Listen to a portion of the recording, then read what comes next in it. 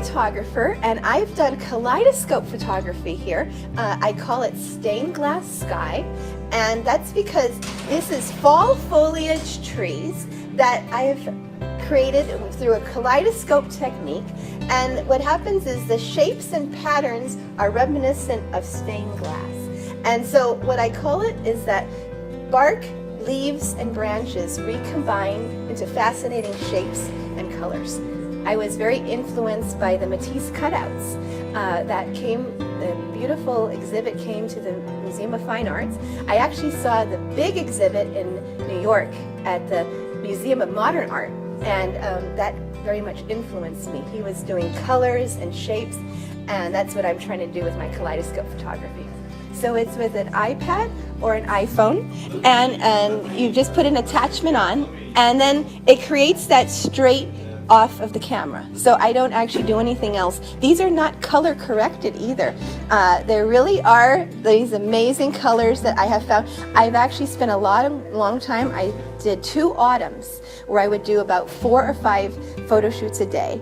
And for this exhibit, I'm exhibiting Wellesley trees. But I knew that I loved the idea of the kaleidoscope photography for autumn foliage, so I actually went all the way up to Maine and as far down as New York and Rhode Island and Massachusetts in order to find all the trees that I knew I wanted to collect in order to keep growing this collection. I have started with some black, and I've exhibited them along a color spectrum, and white is around the corner.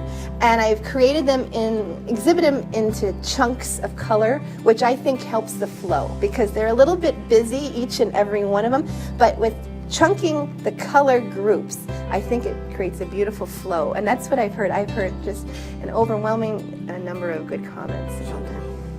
I did have a kaleidoscope as a child, yes, and I was always fascinated by that, the way it would change and morph. I think that that really helps with the flow, and I've been told by a number of library patrons and other people that they love how it flows, and the color chunking was part of that. And I've also created clothes. I'm actually wearing some right now, if you'd like me to turn around for a minute here. And I can even, yeah, I actually did. This is a beautiful wrap, and then what I'm wearing underneath is also, it comes straight from over here, if you'd like to take a look at that one. This is a beautiful one.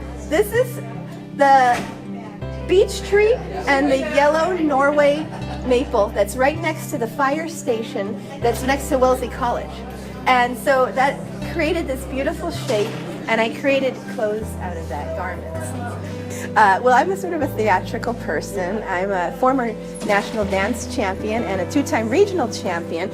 So I guess I kind of view things as a performance and maybe less a costume. So I just came from the Goddesses in the Garden event at the Elm Bank, which is Mass Horticultural Society's flagship location.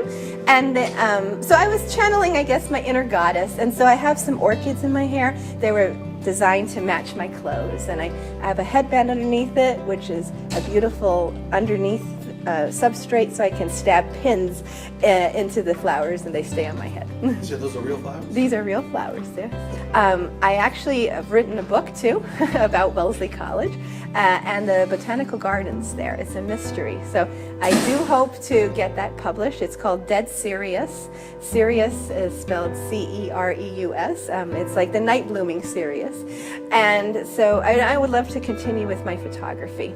Well, I'd just like to say that I am very excited, and I would like to thank the library very much for giving me this opportunity. It exceeded all my possible dreams, and I really do want to thank them. They've been very generous to allow me to exhibit here.